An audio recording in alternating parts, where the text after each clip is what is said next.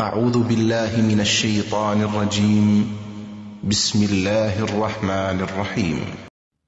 كان حبيبنا محمد صلى الله عليه وسلم إذا أصابه مرض قال: اللهم رب الناس أذهب البأس اشف أنت الشافي لا شفاء إلا.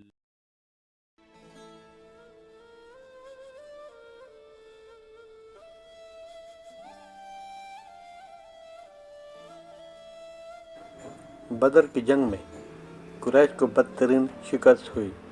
اس شکست کا بدلہ لینے کی ان لوگوں نے قسم کھائی تھی، کیونکہ پورے عرب میں ان کی عزت خاک میں مل چکی تھی۔ انہوں نے مدینہ کے یہودیوں سے مدد مانگی کہ وہ اس جنگ میں قریش کا ساتھ دیں۔ اس جنگ کے لیے انہوں نے فنڈ اکٹھا کیا۔ کفار کی عورتوں نے اپنے زیور اتار کر فنڈ میں جمع کروائے، مردوں نے بھی زیادہ سے زیادہ مال جمع کروایا۔ اس جنگ میں کفار کی عورتیں بھی شامل تھیں، جو دف بجا بجا کر کفار کے لشکر کو جوش دلانے کا کام سر انجام دے رہی تھی۔ اس جنگ میں کفار کے پاس 300 اونٹ، 200 گھوڑے اور 700 ذریں تھی۔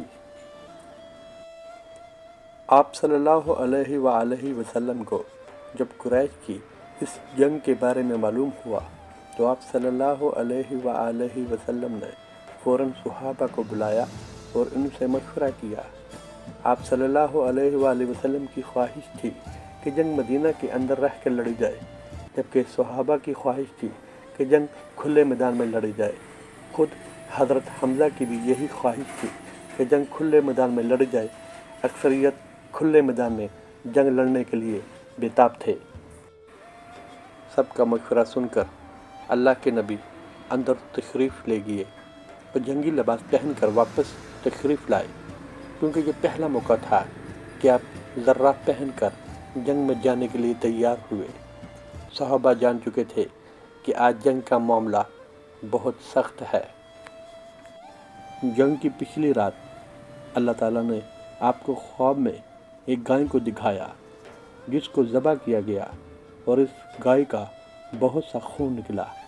اس خواب سے آپ جان چکے تھے کہ اس جنگ میں آپ کے بہت سے صحابہ شہید ہوں گے، لیکن آپ تقدیر الہی کی وجہ سے خاموش تھے۔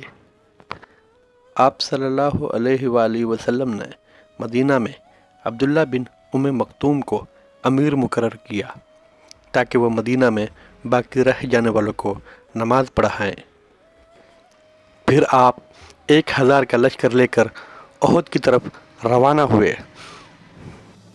جب آپ شہر سے باہر نکلے کہ منافقوں کا سردار عبداللہ بن ابی اپنے 300 ساتھیوں کو لے کر لشکر سے الگ ہو گیا۔ اس نے یہ بہانہ بنایا کہ میں نے آپ سے کہا تھا کہ جنگ مدینہ کے اندر رہ کے لڑی جائے، لیکن آپ نے میری بات نہ مانی، اس لیے میں آپ کے ساتھ نہیں چل سکتا۔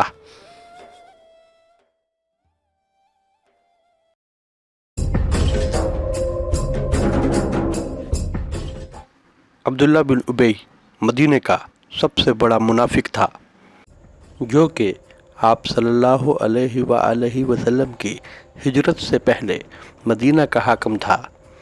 جب اللہ کے نبی مدینہ میں ہجرت کر کے آئے تو لوگ آپ کی بات مانتے اور یوں اس منافق کی سرداری خاک میں مل گئی۔ یہ اللہ کے نبی سے حسد کرتا تھا۔ اب اس کی خواہش تھی کہ مسلمان کسی طرح سے کمزور پڑ جائے، کیونکہ پہلے یہ 300 ساتھیوں کے ساتھ اسلامی لشکر میں شامل ہو گیا اور پھر عین موقع پر مسلمانوں سے دھوکہ کیا تاکہ مسلمانوں کو زیادہ سے زیادہ نقصان پہنچے۔ اب آپ صلی اللہ علیہ وآلہ وسلم کے لشکر کی تعداد صرف 700 رہ گئی تھی۔ آپ صلی اللہ علیہ وآلہ وسلم آگے بڑھے اور احد کے میدان میں پڑاؤ فرمایا۔ مسلمانوں کی پشت پر احد کا پہاڑ تھا، بائیں ہاتھ میں ایک پہاڑی تھی جس کا نام اب جبل رما ہے۔ اللہ کے نبی نے اپنی تلوار نیام سے نکالی اور پوچھا کہ اس تلوار کا حق کون ادا کرے گا؟ کئی ہاتھ بلند ہوئے۔ ابو دجانہ آگے بڑھے اور عرض کیا، یا رسول اللہ، اس تلوار کا حق کیا ہے؟ تو آپ نے فرمایا کہ اس تلوار سے دشمن کو اتنا مارو کہ وہ ٹیڑھی ہو جائے۔ ابو دجانہ نے کہا کہ یا رسول اللہ، وہ حق میں ادا کروں گا۔ اس جنگ میں غزوہ بدر کی طرح کئی بچے بھی آئے ہوئے تھے، جن میں عبداللہ بن عمر، اسامہ بن زید، زید بن ثابت، زید بن ارقم، ابو سعید خدری اور زید بن حارثہ شامل تھے۔ البتہ کم عمر کی وجہ سے 2 بچوں کو جنگ میں شرکت کی اجازت مل گئی۔ ان کے نام رافع بن خدیج اور سمرہ بن جندب ہے۔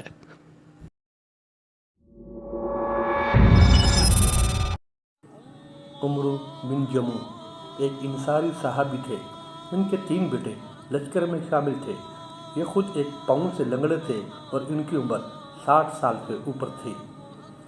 یہ اللہ کے نبی کے پاس حاضر ہوئے اور کہنے لگے کہ میرے گھر والے کہتے ہیں کہ میں لنگڑا ہوں اور بوڑھا بھی ہوں، جبکہ میں اللہ سے امید رکھتا ہوں کہ وہ مجھے شہادت کی موت نصیب فرمائے اور میں لنگڑاتا ہوا جنت میں جاؤں۔ آپ صلی اللہ علیہ وآلہ وسلم مسکرا دیے اور ان کو جہاد میں جانے کی اجازت دے دی۔ عمرو بن جموع گھر گئے اور بیوی کو الوداعی سلام کیا۔ عمرو بن جموع نے اپنے ہاتھ آسمان کی طرف اٹھائے اور دعا کی، اے اللہ، مجھے شہادت نصیب فرما۔ عمرو بن جموع میدان جنگ میں بار بار یہ الفاظ کہہ رہے تھے، میں جنت کا مشتاق ہوں، میں جنت کا مشتاق ہوں، اور یہ اسی جنگ میں شہید ہوئے۔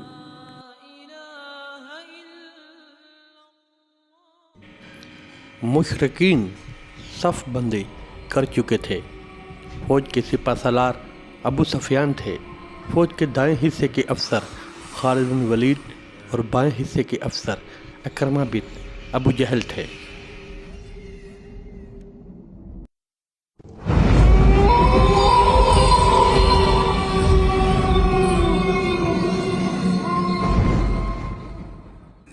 آخر لڑائی شروع ہوئی۔ قریش میں طلحہ بن طلحہ اپنی صفوں سے نکل کر آگے آیا اور للکارا، تم میں سے کون ہے جو مجھ سے مقابلہ کرے؟ اس کے مقابلے کے لیے مسلمانوں کی صف سے حضرت زبیر بن عوام نکلے۔ حضرت زبیر آپ صلی اللہ علیہ وآلہ وسلم کے پھوپھی زاد بھائی تھے۔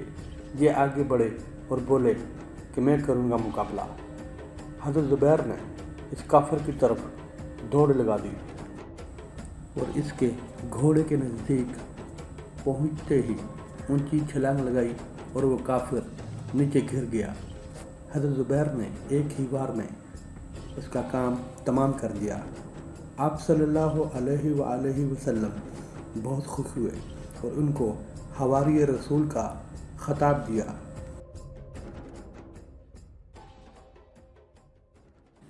اس طرح باری باری کفار آتے رہے اور للکارتے رہے اور مسلمان ان کو اسی طرح قتل کرتے رہے۔ جب یہ سلسلہ ختم ہوا تو عام لڑائی شروع ہوئی اور دونوں لشکر ایک دوسرے پر ٹوٹ پڑے۔ جنگ زور و شور سے جاری تھی۔ تیروں کی سنسناہٹ اور تلواروں کے ٹکرانے کی آواز تیز ہوتی جا رہی تھی۔ ابو دجانہ پر بہت عجیب حالت طاری تھی۔ وہ لڑتے لڑتے دشمن کی صفوں میں جا گھسے اور خوب بہادری سے لڑے۔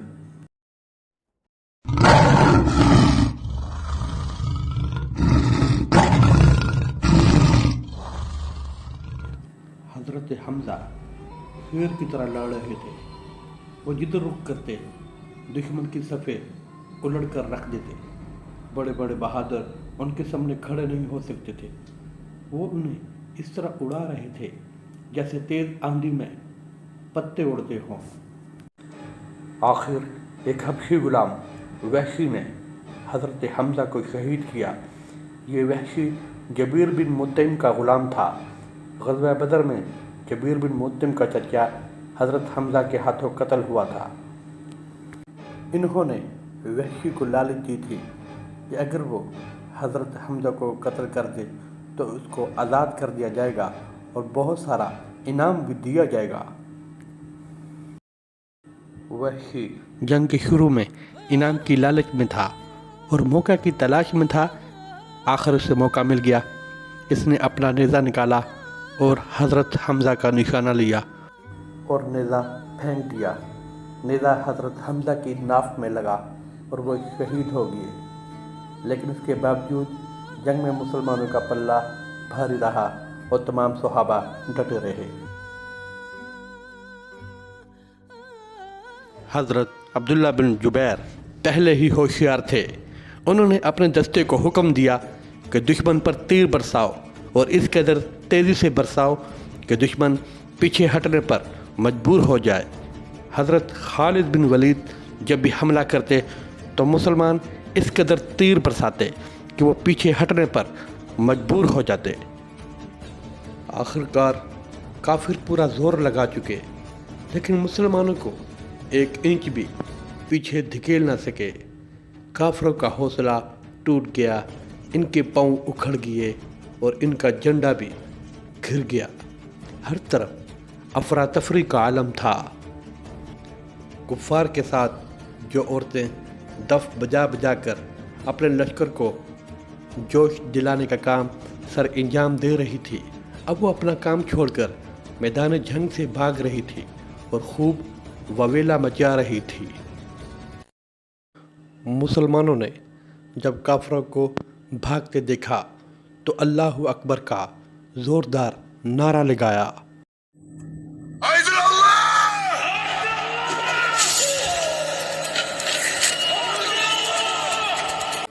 کافی دور تک پیچھا کرنے کے بعد مسلمان واپس لوٹ آئے اور مال غنیمت اکٹھا کرنے لگے، کیونکہ میدان جنگ دشمن سے خالی ہو چکا تھا۔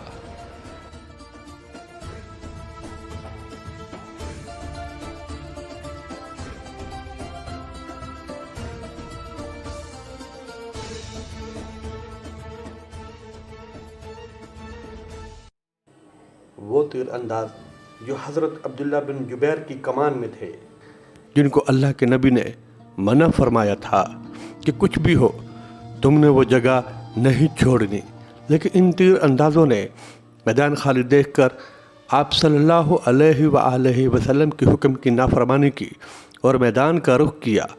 حضرت عبداللہ بن زبیر نے ان کو منع فرمایا کہ اللہ کے نبی کے حکم کی نافرمانی مت کرو اور یہیں پر کھڑے رہو، کیونکہ ہمیں ہر حال میں اللہ کے نبی کی ہدایت پر عمل کرنا ہے۔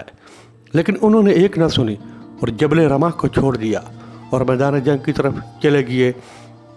تاہم عبداللہ بن زبیر اور ان کے 9 ساتھی وہاں پر ڈٹے رہے۔ جب خالد بن ولید نے دیکھا کہ پہاڑی پر مسلمانوں کا کوئی دستہ نہیں اور وہ سب میدان جنگ میں مال غنیمت اکٹھا کر رہے ہیں، تو انہوں نے فوراً اپنے دستے کے ساتھ تیزی سے چکر کاٹا اور اسلامی لشکر کی پشت پر جا پہنچے اور پہاڑی والا راستہ ان کے لیے صاف تھا۔ عبداللہ بن زبیر اور ان کے 9 ساتھی کب تک ان کفار کو روکتے اور ان کے تیر ختم ہو گئے۔ خالد بن ولید نے ان سب کو شہید کر دیا۔ کافروں کے جو سپاہی بھاگ رہے تھے، جب انہوں نے دیکھا کہ خالد بن ولید نے مسلمانوں پر حملہ کر دیا ہے تو انہوں نے بھی پلٹ کر مسلمانوں پر حملہ کر دیا۔ کافروں کا یہ حملہ دونوں طرف سے اتنا زور کا تھا کہ مسلمانوں میں بدحواسی پھیل گئی اور ان میں بھگدڑ مچ گئی۔ اس افراتفری میں مسلمان ایک دوسرے کو قتل کرنا شروع ہو گئے۔ اللہ کے نبی نے اس وقت دلیری کا مظاہرہ کیا اور ایک قابل جرنیل کی طرح میدان جنگ کا جائزہ لیا۔ آپ صلی اللہ علیہ وآلہ وسلم نے جب خالد بن ولید کے سپاہیوں کو اپنی طرف آتے دیکھا تو فوراً بلند آواز میں صحابہ کو پکارا کہ اے اللہ کے بندو ادھر آؤ۔ آپ صلی اللہ علیہ وآلہ وسلم کو دشمنوں نے چاروں طرف سے گھیر لیا۔ عجیب ابتری کا عالم تھا۔ حذیفہ کے والد یمان اپنے مسلمانوں کے ہاتھوں شہید ہوئے۔ ادھر کسی نے آواز لگائی کہ اللہ کے نبی شہید ہو گئے ہیں۔ اس غلط خبر نے مسلمانوں میں بے چینی پیدا کر دی۔ کچھ لوگوں کی سمجھ میں نہیں آ رہا تھا کہ کیا کیا جائے۔ مسلمانوں نے ہتھیار پھینک دیے اور کہنے لگے کہ جب اللہ کے رسول اس جنگ میں نہیں رہے تو پھر ہم کس کے لیے یہ جنگ لڑے۔ ان لمحات پہ کسی کی نظر اللہ کے نبی پر پڑی اور وہ جوش کی عالم میں پکارا، مسلمانوں، اللہ کے نبی زندہ سلامت ہیں۔ بس پھر کیا تھا، جب مسلمانوں کو معلوم ہوا کہ یہ خبر غلط تھی تو وہ بہت خوش ہوئے اور ان میں جوش و جذبہ پیدا ہو گیا۔ لیکن کفار پھر آپ صلی اللہ علیہ وآلہ وسلم کے قریب آ گئے اور حملہ کرنے لگے۔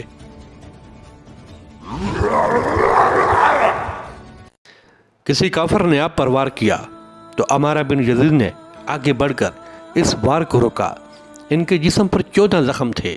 یہ صحابی آپ صلی اللہ علیہ وآلہ وسلم کے پاؤں مبارک کے پاس شہید ہوئے۔ جب ان کی روح نکلی تو ان کے رخسار آپ کے قدم مبارک پر تھے۔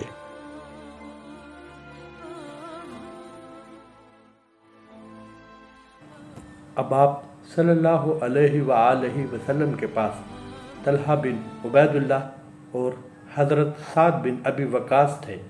یہ دونوں ماہر تیر انداز تھے۔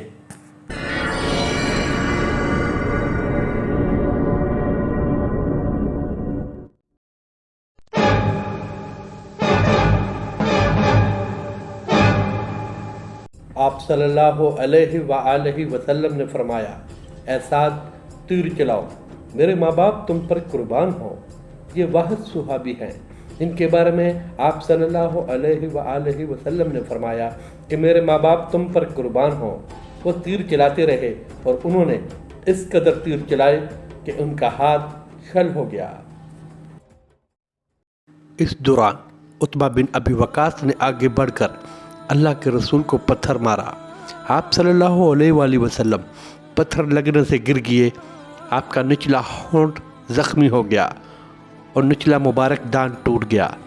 عبداللہ بن کیمیا نے آگے بڑھ کر آپ کے کندھے پر تلوار ماری۔ آپ صلی اللہ علیہ وآلہ وسلم کا کندھا زخمی ہو گیا۔ اس کندھے میں 1 ماہ درد رہا۔ حضرت طلحہ آپ پر آنے والا ہر وار اپنے ہاتھ سے روکتے اور ان کی انگلیاں کٹ گئی۔ ان کو اس روز 35 زخم آئے اور ان کا ہاتھ شل ہو گیا۔ اللہ کے نبی نے فرمایا، جو زمین پر چلتا پھرتا شہید دیکھنا چاہتا ہے وہ طلحہ بن عبید اللہ کو دیکھ لے۔ یہ اس جنگ میں کافی زخمی ہوئے۔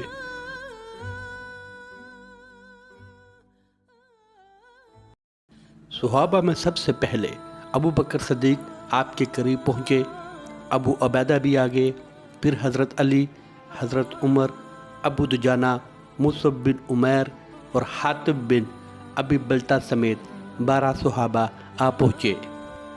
خود کی 2 کڑیاں اللہ کے رسول کی آنکھ کے نیچے رخسار میں دھنس چکی تھی اور ابو عبیدہ نے ان کو اپنے دانتوں سے پکڑ کر نکالا۔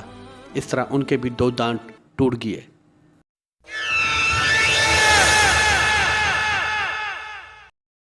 اس جنگ میں مصعب بن عمیر شہید ہو گئے۔ ان کی شکل رسول اللہ سے ملتی جلتی تھی۔ اس وقت کافروں نے مشہور کیا کہ اللہ کے نبی شہید ہو گئے ہیں۔ اس خبر سے مسلمانوں میں بددلی پھیل گئی۔ وہاں اس کا فائدہ بھی ہوا کہ کافروں کے حملوں کی شدت میں کمی واقع ہو گئی۔ وہ مسلمان شہداء کی لاشوں کی بے حرمتی کرنے لگے اور ان کے ناک کان کاٹنے لگے۔ رفتہ رفتہ اللہ کے نبی صحابہ کرام کے ساتھ پیچھے کی طرف ہٹنا شروع ہو گئے۔ جب آپ گھاٹی میں تشریف لائے تو ابی بن حلف آپ کی طرف بڑھا۔ اس بدبخت نے کہا، یا تو محمد رہے گا یا میں رہوں گا۔ صحابہ نے اسے روکنا چاہا تو آپ نے فرمایا، اسے مت روکو، میرے نزدیک آنے دو۔ جب وہ نزدیک آیا تو اللہ کے رسول نے حارث بن سما سے ایک چھوٹا سا نیزہ لے کر اس پر وار کیا۔ نیزہ اس کی گردن پر لگا بظاہر معمولی سی خراش آئی، لیکن اس خراش کی تکلیف اس قدر زیادہ تھی کہ وہ چیختا ہوا واپس بھاگا اور مکے کی طرف واپسی کے سفر میں مر گیا۔ کافر مسلمان شہداء کی لاشوں کی بے حرمتی کر رہے تھے۔ ابو سفیان کی بیوی ہندا نے حضرت حمزہ کا پیٹ چاک کر کے ان کا کلیجہ چبانے کی کوشش کی، لیکن چبا نہ سکی۔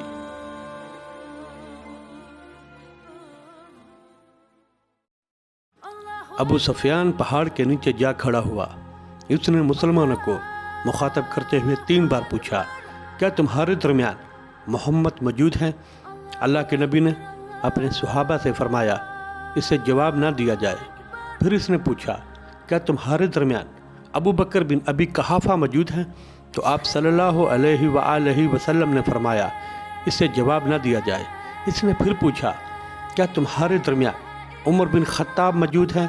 جب جواب نہ ملا تو بولا، چلو ان تینوں سے فرصت ہوئی۔ پھر حضرت عمر زور سے بولے، اور اللہ کے دشمن جن کا تو نے نام لیا ہے وہ سب زندہ ہیں، اور اللہ نے تیری رسوائی کا سامان باقی رکھا ہے۔ اس کے بعد ابو سفیان نے کہا، ہبل کا نام بلند ہو۔ تو اللہ کے نبی نے فرمایا اسے جواب دو کہ اللہ برتر اور اعلیٰ ہے۔ ابو سفیان نے پھر کہا، ہمارے لیے عزا ہے اور تمہارے لیے عزا نہیں ہے۔ اس پر اللہ کے رسول نے فرمایا اسے جواب دو کہ اللہ ہمارا مولا ہے اور تمہارا کوئی مولا نہیں۔ ابو سفیان نے پھر کہا، آج ہم نے بدر کا بدلہ لے لیا ہے اور لڑائی برابر کی ہے۔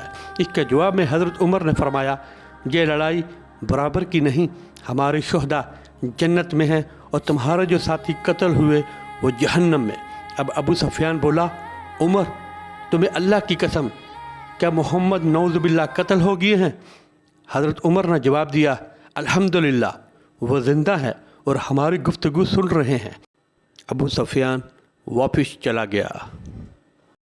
آپ صلی اللہ علیہ وآلہ وسلم نے حضرت علی سے فرمایا کہ علی ان کفار پر نظر رکھو، اگر وہ گھوڑوں کو چھوڑ کر اونٹوں پر سوار ہوتے ہیں تو ان کا رخ مکہ کی طرف ہے، اگر وہ گھوڑوں پر ہیں تو ان کا رخ مدینہ کی طرف ہے۔ اللہ کی قسم اگر ان لوگوں نے مدینہ کا رخ کیا تو ہم ان کا مقابلہ کریں گے۔ حضرت علی ان کے پیچھے گئے اور دیکھا کہ کفار اونٹوں پر سوار تھے۔ آپ صلی اللہ علیہ وآلہ وسلم نے جب حضرت حمزہ کی لاش کو دیکھا تو آپ بہت افدیدہ ہوئے، اور آپ صلی اللہ علیہ وآلہ وسلم کی آنکھوں سے آنسو جاری ہو گئے۔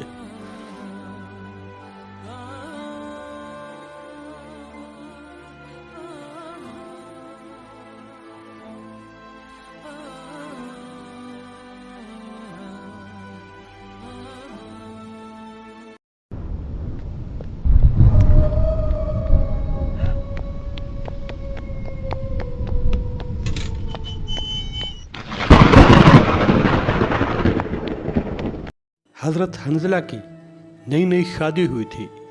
جنگ کا اعلان ہوا تو بیوی کو چھوڑ کر میدان کا رخ کیا اور نہایت بہادری سے لڑے اور شہید ہو گئے۔ انہیں فرشتوں نے غسل دیا اور انہیں غسلۃ الملائکہ کے نام سے یاد کیا جاتا ہے۔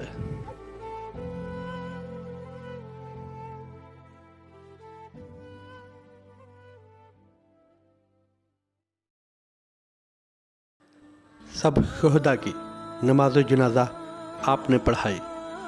جب مصعب بن عمیر کو چادر میں کفن دیا گیا تو وہ کفن اتنا چھوٹا تھا کہ پاؤں ڈھانپتے تو سر ننگا ہو جاتا، اگر سر ڈھانپتے تو پاؤں ننگے ہو جاتے۔ یہ اسلام کی غربت کی کہانی تھی، لیکن اسلام اس وقت بھی لوگوں کے دلوں میں زندہ تھا۔ شہداء کو دفنانے کے بعد مدینہ روانگی ہوئی۔ جب سب لوگ مدینہ پہنچے تو لوگوں نے صحابہ سے پوچھا کہ اللہ کے نبی کیسے ہیں؟ تو آپ کی صحیح سلامت کی خوشخبری سن کر لوگ اپنے شہیدوں کو بھول گئے۔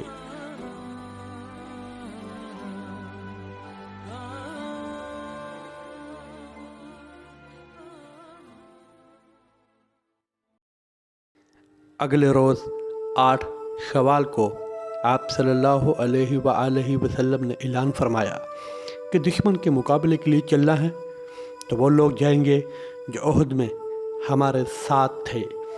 मुसलमानों ने फ़ौरन लब्बैक कहा और मदीना से 8 मील दूर हमरा उल असद के मुकाम पर पड़ाव डाला। कुरैश दोबारा मुसलमानों पर हमला करने के बारे में सोच रहे थे कि बनो खुज़ा का एक आदमी वहाँ पहुँच गया। उसने जब देखा कि कुरैश मक्का फिर मुसलमानों पर हमला करने के बारे में सोच रहे हैं, तो उसने कहा कि मेरी राय तो ये है कि तुम मदीने का रुख ना करो। मोहम्मद सल्लल्लाहु अलैहि वसल्लम अपने साथियों के साथ तुम्हारे ताक़ब में निकल चुके हैं। इनके साथी बहुत जोश और गुस्से की हालत में हैं। ये खबर सुनकर कुरैश की ताकत एक लम्हे में ख़त्म हो गई और उन्होंने यही मुनासिब समझा कि मुसलमानों पर हमले का ख्याल अपने दिल से निकाल दिया जाए। अल्लाह के नबी ने 3 दिन तक वहाँ क़याम फरमाया, फिर 11 शवाल को वापस मदीना लौट आए।